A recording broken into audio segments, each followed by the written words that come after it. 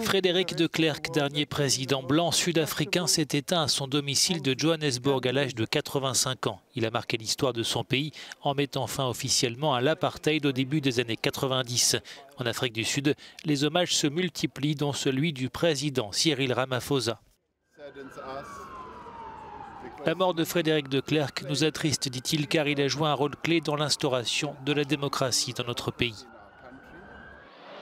Frédéric de Klerk arrive au pouvoir en 1989 dans un pays en proie à de fortes tensions raciales où règne la ségrégation. Les Noirs sont séparés des Blancs.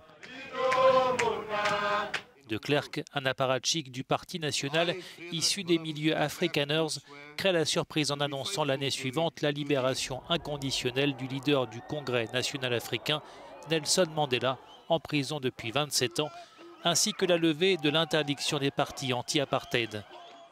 Cette décision débouche 4 ans plus tard sur l'organisation des premières élections multiraciales dans l'histoire du pays, remportées par Nelson Mandela, qui devient une icône mondiale de la lutte contre le racisme. Les deux hommes reçoivent conjointement le prix Nobel de la paix en 1993. Si Frédéric de Klerk a permis de transformer la société sud-africaine, il laisse pour certains l'image d'un homme controversé. Le révérend Desmond Tutu a salué son courage tout en pointant son manque de remords au sujet de l'apartheid.